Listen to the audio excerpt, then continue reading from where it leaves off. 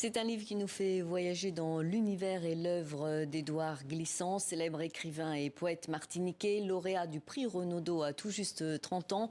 Le diamant d'Édouard Glissant aux éditions Philippe Ray et le nouvel ouvrage de la journaliste Valérie Marin-Lamellé. Les photos sont signées Annabelle Guerrero. Bonjour Valérie Marin-Lamellé, merci d'être avec nous. Votre livre est un récit littéraire où l'on découvre la dernière demeure d'Édouard Glissant, appelée Le Bateau, près de la ville du Diamant, en Martinique. Quel lien entretenait l'écrivain avec cette magnifique maison créole? Il a eu un véritable coup de foudre. C'est ce qu'on dit. Oui, bonjour d'abord et merci pour cette invitation. On a plusieurs éléments pour dire pourquoi Édouard Glissant a trouvé ce lieu, en effet, cette maison qui est plus un bateau, parce que la maison elle-même n'est pas du tout une maison, une demeure très très très noble ou très, non, elle est toute simple. Et ce qui en fait vraiment la particularité, c'est qu'elle donne sur la mer, au point que on se croirait presque dans la mer. Et lui disait qu'il avait souvent l'impression d'être chez lui comme sur un bateau. D'où le surnom Le Bateau. Pourtant, c'était un nomade qui avait l'habitude de parcourir le globe. En quoi cette maison, ce port d'attache, le représente ? Oui, c'est vrai il a passé sa vie à voyager, à bouger, depuis la Martinique, en passant par les universités où il a enseigné à la fin de sa vie surtout. Et là,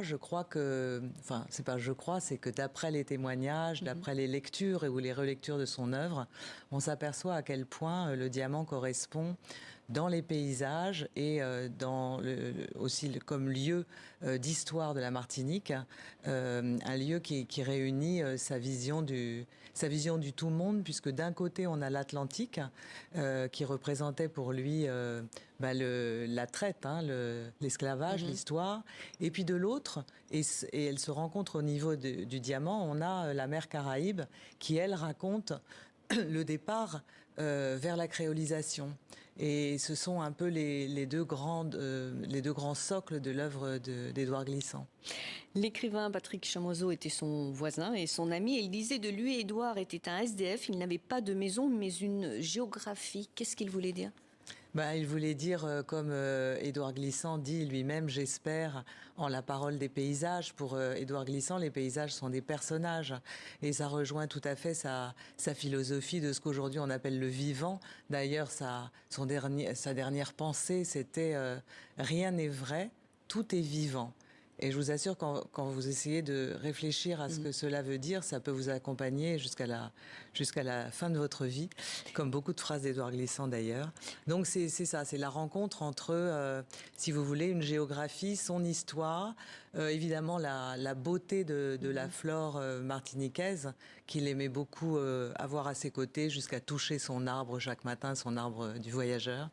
Alors, je vous propose de regarder cette photo à présent. Vous en avez parlé au début de l'entretien. On voit Édouard Glissant devant le Cap 110, le mémorial de l'esclavage, face au Rocher du Diamant, un lieu chargé d'histoire, très symbolique. Pourquoi le Rocher du Diamant était si important à ses yeux? Il est devenu le symbole, le point de départ de sa pensée?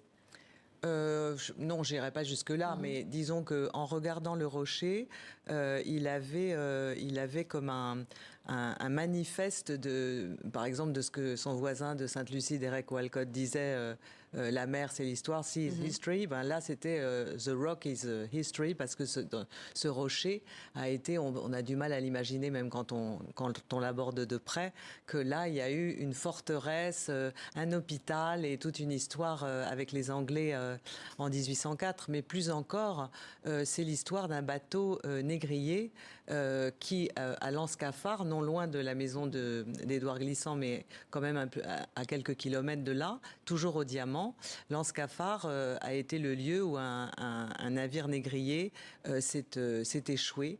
Et c'est à la mémoire des esclaves qu'il transportait que Laurent Valère a fait ce monument de mémoire de l'esclavage qui est absolument magnifique, et qu'Édouard Glissant emmenait ses invités toujours sur cet endroit où il aimait méditer sur sur les océans. Voilà. Alors, je le disais tout à l'heure, les clichés sont signés Annabelle Guerrero, qui était une amie du poète écrivain. Et ces clichés illustrent très bien le travail du poète. Et vous vouliez nous lire peut-être un passage C'est-à-dire qu'en fait, vers. moi, j'ai pris beaucoup d'extraits d'Édouard Glissant pour qu'on essaye d'entrer dans son Oui, œuvre à travers ce bien livre sûr. aussi. Et Annabelle, elle, s'est focalisée sur la poésie. Et je trouve que ses photos sont tellement belles et tellement C'est vrai. inspirées. Elle a beaucoup travaillé en Martinique, donc elle connaît très très bien et l'œuvre d'Édouard et la Martinique. Et là, on peut commencer sur les arbres parce que c'est très très beau, le roman Mahagonie. Les arbres qui vivent longtemps ont ce pouvoir de vous déporter au loin, comme si à force de brusquer l'éternité, ils savaient courir par-dessus les volcans et les mers. Le bord du monde est là, il n'est que de le toucher en avançant la main comme une feuille.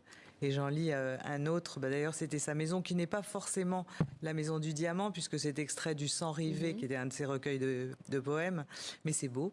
Ma maison tressée en défi vers la foudre, de joncs échappés des hougans d'octobre, ma maison de cristal marin, longue muraille d'Amérique. Et un petit dernier, si on a le temps ou pas. Oui, bien Alors, sûr, on je a vous le en temps. prie, c'est très beau. C'est extrait de La Terre inquiète, dans Le Retour à la mer. Sable, saveur de solitude, quand on y passe pour toujours. Ô nuit, plus que le chemin frappé de crépuscule, seul. À l'infini du sable sa déroute, au val de la nuit sa déroute, et sur le sel encore, ne sont plus que calices cernant les traves de ces mers où la délice m'est infinie. Et que dire de l'océan, sinon qu'il attend? Merci beaucoup Valérie Marin-Lamellé pour cet entretien. Je rappelle que vous êtes l'autrice avec Annabelle Guerrero, qui est photographe du Diamant d'Édouard Glissant. Rappelez aussi qu'il y aura un documentaire qui sera diffusé sur France Télévisions sur la vie du poète.